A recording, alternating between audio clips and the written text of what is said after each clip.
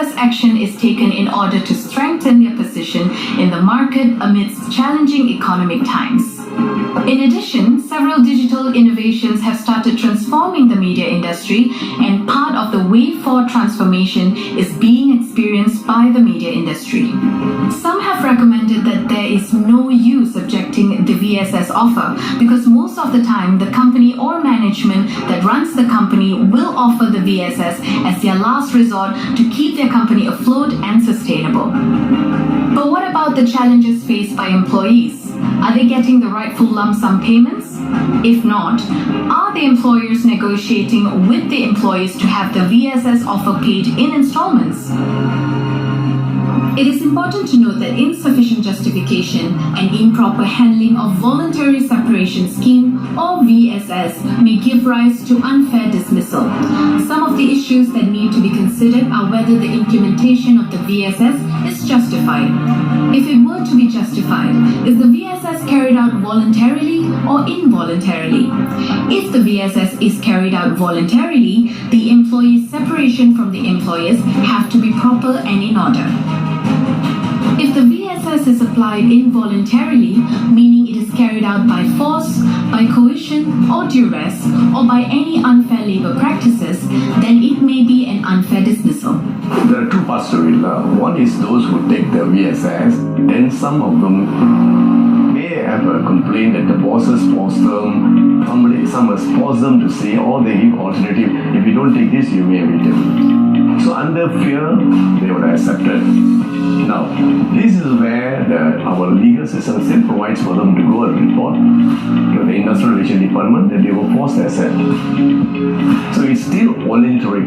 Employer cannot move away from the voluntarism. The company has already given you the offer. But if you don't accept the money, the issue comes, what are you going to leave? How are you going to leave the balance of your life? So you are not forced to accept the money. But you can say, without prejudice, I accept the money. But unless you are legally trained, the word without prejudice is applied. An ordinary layman doesn't know anything. So you will just accept it. Now, his remedy is, if he has been forced to do that, then he has 60 days to lodge a complaint in the IR department, Industrial Relations Department, that he has been unfairly terminated. So the remedy is still available. According to the official portal of the Inland Revenue Board of Malaysia, there is compensation for loss of employment. This compensation is exempted from income tax in the following circumstances. If the Director General is satisfied that the payment is made on account of loss of employment due to ill health, or if the payment is made in connection with a period of employment with the same employer or with companies in the same group where the payment does not exceed an amount ascertained by multiplying the sum of 10,000 ringgit Malaysia by the number of completed years of service with that particular employer or group of companies. Or compensation includes terminations under the Voluntary Separation Scheme, VSS, or Mutual Separation Scheme, MSS. Since we have the EIS, Employment Insurance Scheme system has been introduced already, the government has come up with another alternative for those who lost their jobs. Then they can file in SOCSO under the scheme called the Employment Insurance Scheme system, where the office will find opportunities for them at alternative employment. Or if you don't have an alternative employment, then you will be given some allowance to maintain your sustainability for 3 months to 6 months. So the issue is people are not aware of this scheme. It's only effective for 2019. It's already effective. So now the employee has to make a choice. Do I want to challenge this retrenchment, or do I want to go and lodge it to the SOCSO office and claim these insurance benefits and alternative employment opportunities and all that? So now the issue is, how many people really know? As consultants, we know the law, but who is going to relay this to the employees? So we don't have that mechanism, and that's what we need, this kind of a forum where more people are made available to know about this information so that they are supported and protected. In 1989, the Industrial Relations Act 1967 was amended to allow an employee, irrespective of whether he is a member of a trade union or not, to approach the Director General of Industrial Relations if he or she has been unfairly dismissed by the employer. The Industrial Court has the jurisdiction to decide on the dismissal of an employee if the matter is referred to the Industrial Court by the Honorable Minister of Human Resources, Malaysia. The remedy for wrongful dismissal is for the employee to be reinstated to his or her former employment or compensation in lieu of reinstatement, including back wages.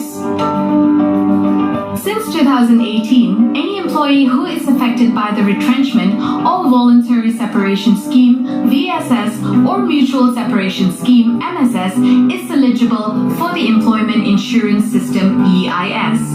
The EIS is a social safety net program involving job insurance and employment services that provides temporary financial benefits, job search, job placement, career counseling, and training programs to help the unemployed find work. This EIS is also offering an interim benefit in the form of a cash allowance. The contribution rate for Employer Insurance System (EIS) is 0.2% for the employer and 0.2% for the employee based on the employee's monthly salary.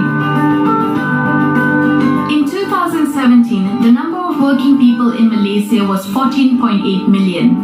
In 2018, the number increased to 15.1 million.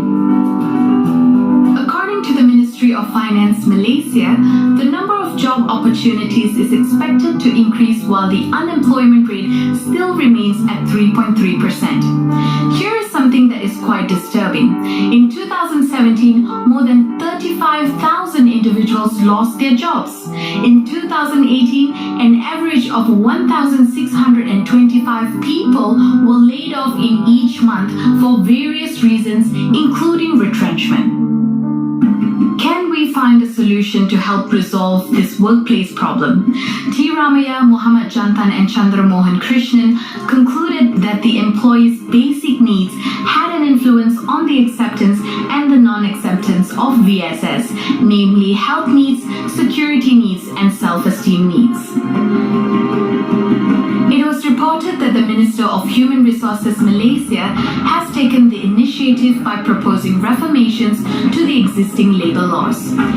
In the next episodes, employment legal officers, well-known human resource experts, and consultants will be referred to so as to provide an accurate insight on the related cases as well as provide information on the key components of the Malaysian labour law.